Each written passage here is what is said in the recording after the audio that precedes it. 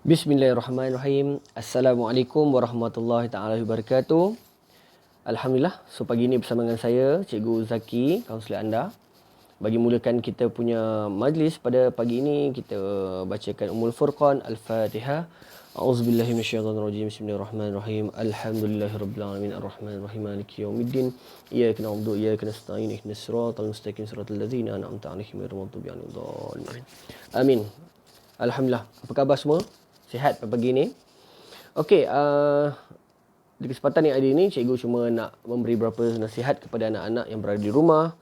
Sila patuh kepada SOP. Ingat tanggungjawab kita.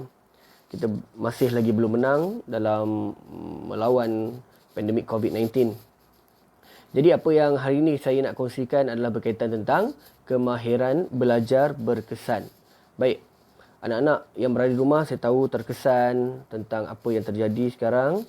Lebih lagi ketika kita sekarang ni menghadapi situasi PKP, anak-anak berada di rumah, belajar di rumah, belajar secara online. So, benda itu agak merumitkan dalam pembelajaran anda. Tetapi apa-apa pun, kena ingat ini adalah ujian dan dugaan yang Allah telah berikan kepada kita. Kita kena lalui juga. Okey, so pagi ni kita akan berkongsi tentang tajuk kemahiran belajar berkesan. Baik, semua kena maklum, semua kena tahu pentingnya dalam kita mempunyai kemahiran belajar. Okey, bukan sekadar belajar saja. Kita kena tahu apakah teknik, apakah dia punya skill untuk kita nak belajar yang terbaik. Bukan sekadar baca buku sahaja. Mungkin orang cakap baca buku, so dia boleh pandai. Tak. Ada macam-macam teknik dan ada juga kemahiran yang awak kena faham. Okey, kita teruskan.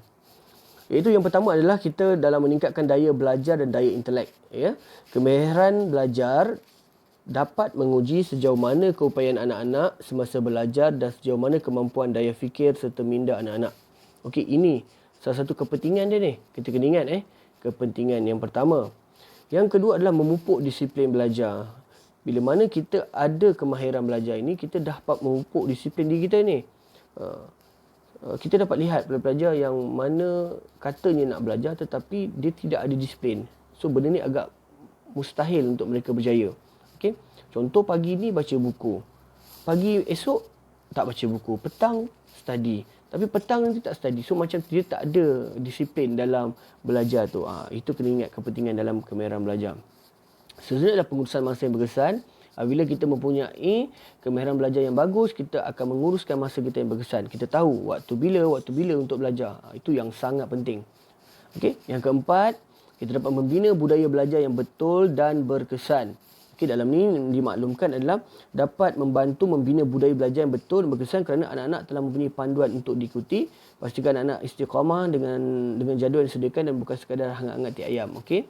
Dekat sini ia melibatkan tentang macam mana kita membawa kemahiran belajar ini dalam satu tahap yang kita akan mengamalkannya, menjadikan satu budaya dalam hidup kita.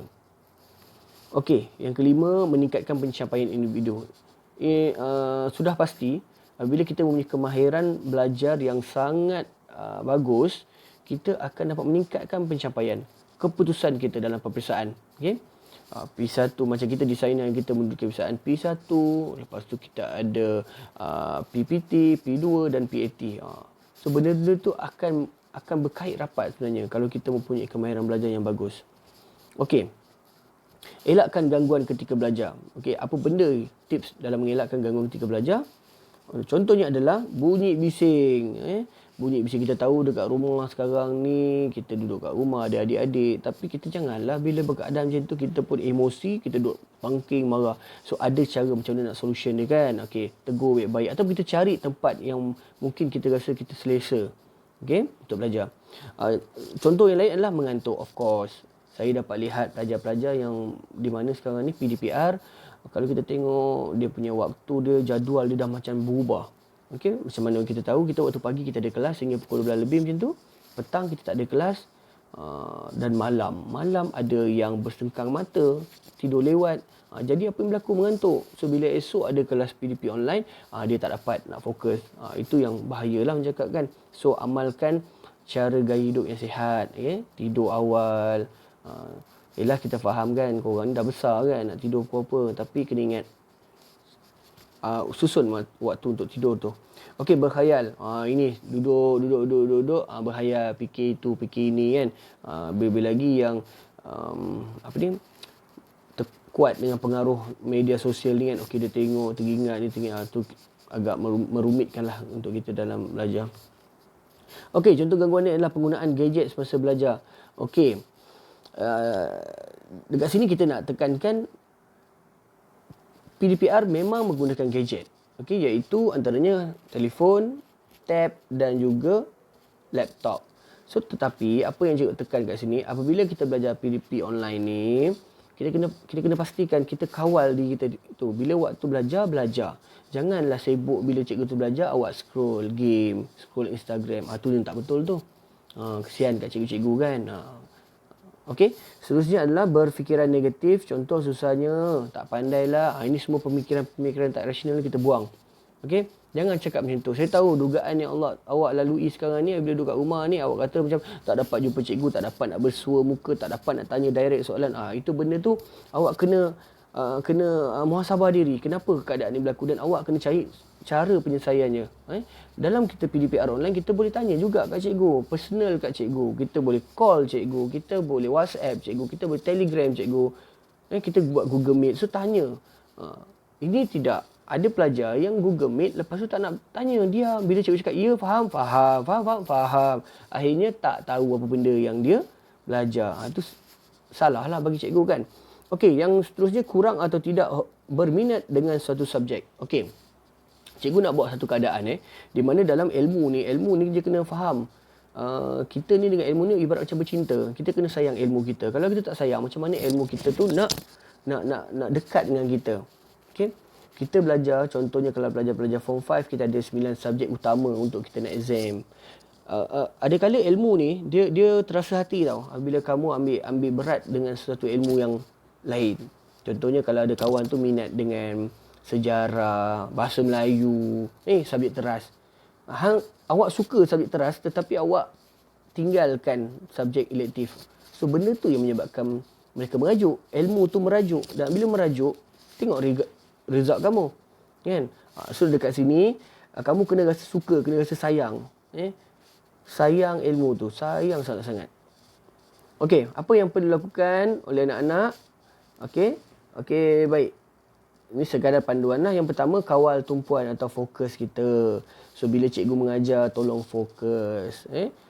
Hormat cikgu tu bermaksud awak fokus juga dengan ilmu yang nak disampaikan. Okey, sama-sama kita win-win situation. Okey. Awak pun rasa sukar, cikgu pun rasa sukar kan. Tapi bila kita memudahkan kedua-dua cara keadaan ni, insya-Allah ilmu yang sampai tu akan dapat. Cikgu pun seronok, kamu pun seronok. Okey? Dan fokus.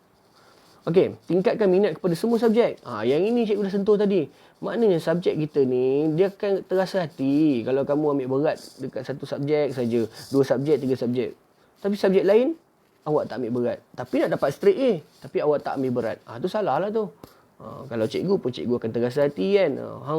Pilih kasih tu saja. Tapi yang ini tak nak. So macam tu tak nak lah kan.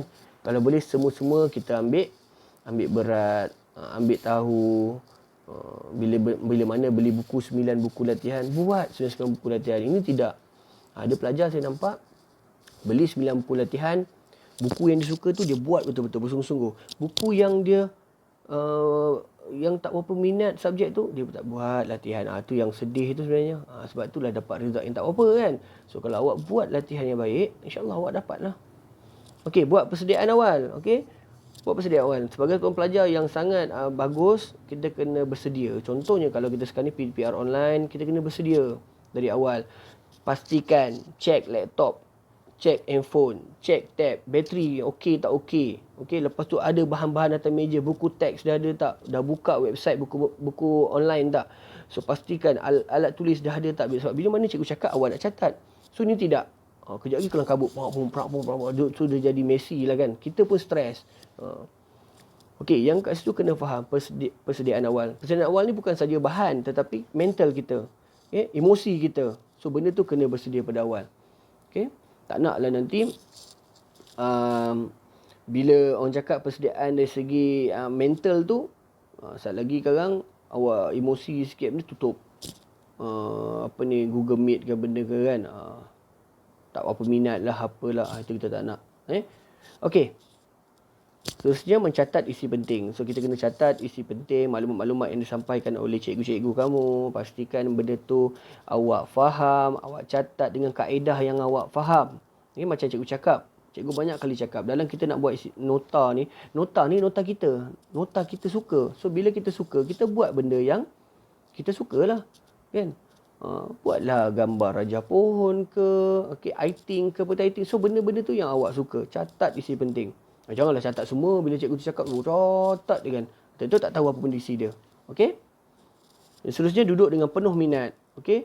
Awak ada di rumah, awak ada satu lokasi untuk awak belajar. So pastikan tempat tu memang terapeutik ataupun selesa untuk awak. Awak tenang, relax.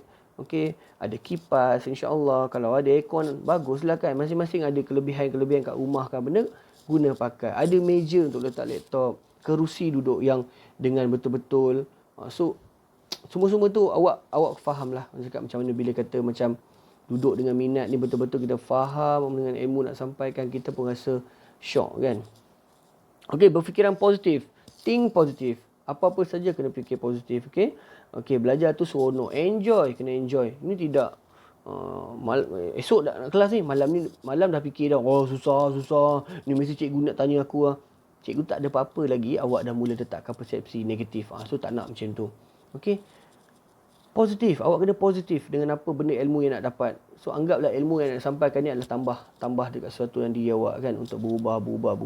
Hari ni dapat sikit dan malam jadilah yang terbaik. Okey. Itu saja daripada cikgu. Pastikan apa yang cikgu sampaikan ini awak faham. Kalau awak tak faham apa yang cikgu cakap ni, terlalu laju ke, awak tengok balik kita punya slide tu, insya-Allah. Okey, itu saja pada cikgu untuk yang pertama kali ini. So apa-apa kalau sekiranya ada masalah ke, ada apa, jangan lupa boleh call cikgu, boleh WhatsApp cikgu, tak ada masalah. InsyaAllah doakan sama-sama untuk kita dapat bersua muka. Doakan sama-sama kita dapat berjumpa, belajar bersama, berprogram bersama kan. So cikgu rindu kamu. Okey, cikgu rindu sangat-sangat dengan semua pelajar-pelajar Sekolah Menengah Sains Pokok Sudah. Baik, kita jumpa lagi nanti dalam tajuk yang lain insya-Allah. Bye. Assalamualaikum.